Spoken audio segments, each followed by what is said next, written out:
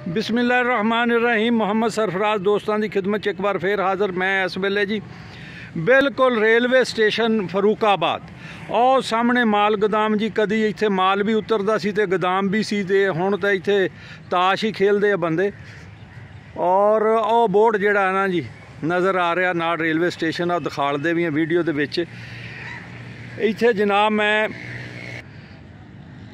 फरूकाबाद जिहड़ा है ना जी ये मशहूर है पंजाब दे विच कि इत्थे पनीरियां मिलदियां सब्जियां दियां मौसमी स्टेशन दे लागे। कदी जदों रेलवे वाले जींदे हुंदे सी ना जी ते इत्थे गड्डियां बहुत रुकदियां हुंदियां सी। फिर तो जनाब पूरे पंजाब के लोग जिहड़े ना रेल के जरिए इत्थे पनीरी लैन आते सी। लेकिन हुण ये आ कि रेल वाला काम तो हो गया, एवं टावां टावां गड्डी इसलिए बोल रही आ जाएगी। पनीरियां हजे भी मिलदियां तो मैं करदे हैं गल जनाब मुजाहिद अब्बास साहब दे नाल। इन्हां ने आ न्याज बो भी बहुत लाया है। सवारियां वाली तो नहीं तो माल गड्डी आ गई है, 2 इंजन इनू लगे आ।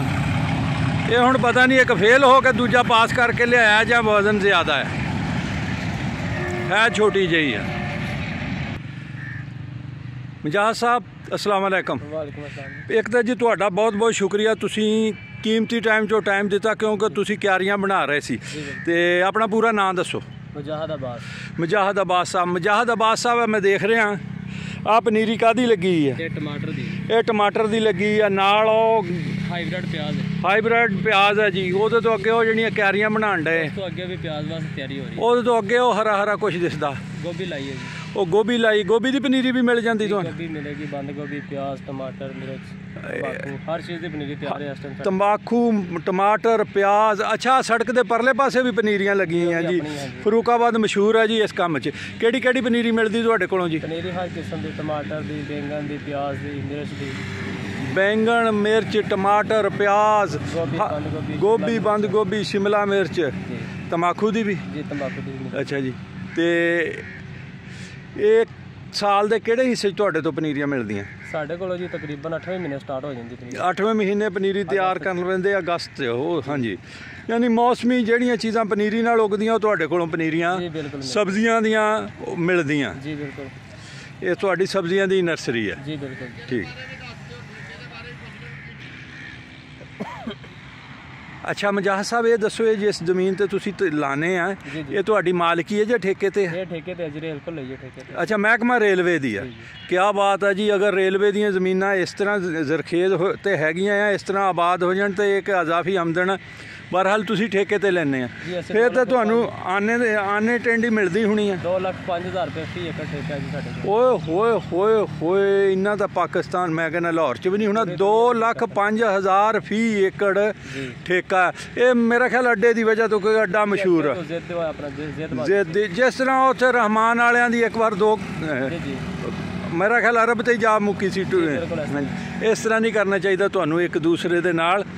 ते तुसी थोड़ा जिहा उरे परे पनीरियां ला लो। नहीं जी इस तो इलावा साडा काम नहीं चलदा। इन्हां दा काम यानी ये अड्डा मशहूर है जी। और उस वजह तो वरना जिस इलाके दे विच मैं खड़ा हाँ इत्थे 40,000 तो ला के 50,000 रुपया फी एकड़ ठेका आ। बाहरले पासे चल जाइए जिथे मैरा या पानी दे प्रॉब्लम है उत्थे ठेका हैगा 35 तो 40।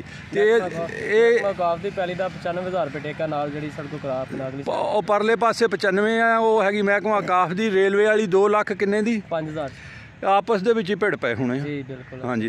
ठेका बहुत आ फिर तो तुसी महंगे भी बहुत होने यार। बिल्कुल जी। अपना नहीं पनीरी तो अपना मौसम के हिसाब नाल ही है, गाहकी के हिसाब नाल ही। गाहकी के हिसाब नाल मौसम के हिसाब दे नाल तुसी पनीरी दिन्ने आ।